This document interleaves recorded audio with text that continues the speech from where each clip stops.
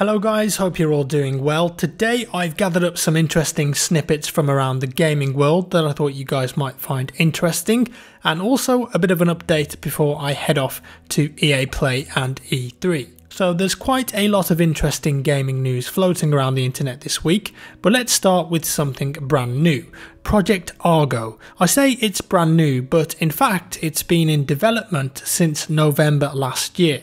But alas, what on earth is Project Argo? Well, it sounds like some sort of government experiment, if you ask me, and also a pretty good Ben Affleck movie, but it's not. It's actually a standalone total conversion of Arma 3. With Argo though, the game is centered around two teams of mercenaries who fight over objectives in a 5 versus 5 matchup, very different to Arma 3. It's designed to be a competitive, small-scale Arma 3 game. What's crazy is that you can actually play it in its prototype state right now, thanks to something called Bohemia Incubator. Bohemia's Incubator label provides access to the early stage of games, prototypes, or games that are simply work in progress for people to test. Think of it like Steam Early Access, but with the possibility of games being in a much earlier state. You can go to the website right now and it will allow you for free to add the Project Argo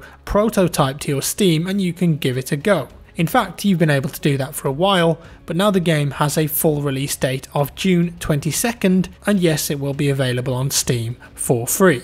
Apparently, the goal of Argo is to have a condensed down armor action game with an authentic feel and lethal combat. You aren't going to be taking a whole magazine of ammo in this game. Make one mistake and it could cost you. With that in mind, it looks like it's going to really promote you and your 4 teammates to work together. And if you can imagine that you're playing on a map with, let's say, a small town in the center and you've got to progress through it, I think that could end up being really tense, knowing that one bullet could end your life. And I think a game like this has a very specific audience, but maybe this will take what's good about Arma 3 but simplify it and some of the controls and condense the action down to cut out some of the boring parts. I'm certainly going to give it a go, and you should too. Next up, merchandise. I've only ever officially sold one t-shirt through the jackfrags brand in nearly 6 years on YouTube.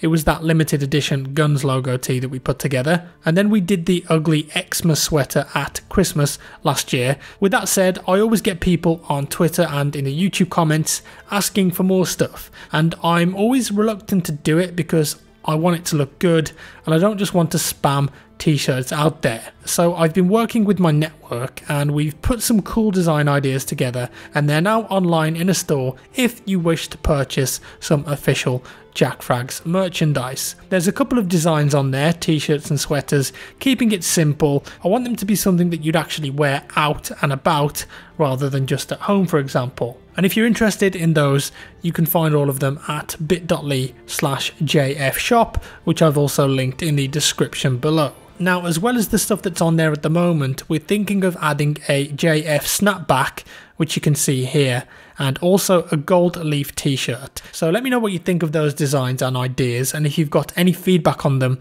that would be much appreciated. Thank you very much. So now, moving on back to some gaming news, it seems that we've had our first look at the new protagonist for the next Assassin's Creed game, which is due out in this fiscal year. So sometime before March 2018, but more than likely the end of this year. A few weeks ago, a supposedly legitimate screenshot appeared on Reddit of an Assassin's Creed style character on a boat holding a bow. Now, a t-shirt has surfaced on the Facebook page of La Verita del Animus, and it appears to show the same bow wielding character but with a name this time, Bayek. Pretty interesting. The new game is rumoured to be set in Egypt, but I'm sure that we'll get our first glimpse of it at E3, which is just around the corner.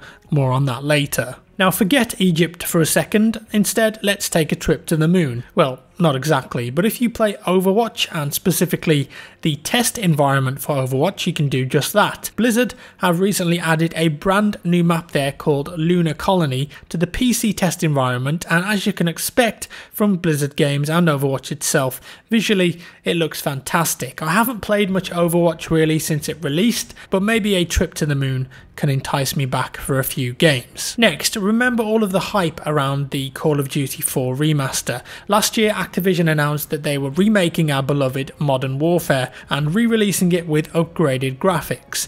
Everyone rejoiced until it was made clear that you had to buy Infinite Warfare to get it, and even then a slightly more expensive version. That made a lot of people unhappy, and probably rightly so. They made it clear that it wouldn't be released as a standalone game, and they clearly wanted to beef up the sales of Infinite Warfare with this move. But as many people expected, as the sales push for that game dies down and we're all in a lull waiting for the next Call of Duty World War II, they're actually going to release the remaster as a standalone game. That is, if you believe all of the listings that are popping up, which I do. And the listings suggest a June 20th release on PS4 and a later release on Xbox. And it seems like a smart move from Activision. I imagine that a lot of people who passed on it last time because of the requirement to pick up Infinite Warfare will try and grab the game now. It never really felt like the original to me though. I can't quite put my finger on it why, but the multiplayer just felt a little bit off. And lastly for today, Operation Health, I'm talking about Rainbow Six Siege. This season there isn't going to be a new map or new operators,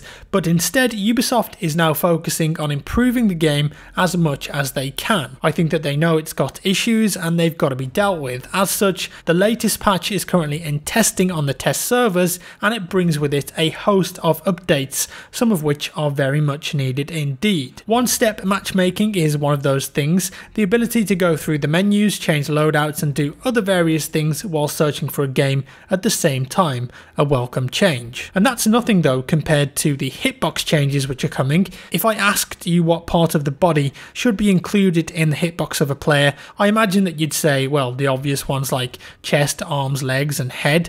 I doubt you would say, well, how about the headphones that a player is wearing or the pouch clipped to their side, for instance.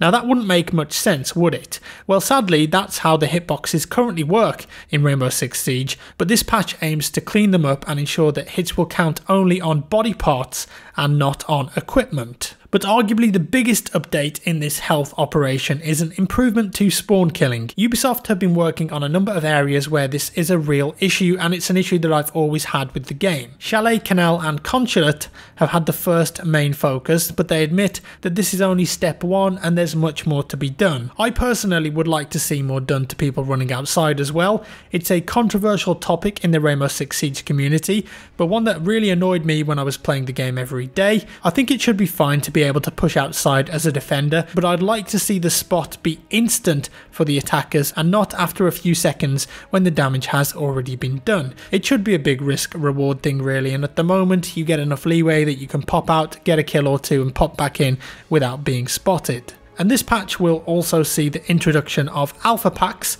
essentially loot crates that drop and reward you with cosmetic items. So that's about all for today folks. I will be travelling to EA Play very soon after I release this video, and keep an eye out on the channel from like 8th of June through to the end of E3, which will be the 15th for me. There's going to be a load of new videos during that time period and live streams, all new games, all gameplay that I'll be capturing myself over in Los Angeles with impressions and information. As it stands, I'll be capturing gameplay footage from around 10 new titles, so it's going to be a very busy couple of weeks for me whilst I'm out there, and I wanted to say thanks once again to you guys for sticking around and always coming back to watch my videos. You make all of this possible for me, and I'm still having an absolute blast making content. So I'm going to sign off there guys. If you enjoyed the video, give me a thumbs up. If you didn't, a thumbs down. Subscribe for more, and I'll see you in the next one.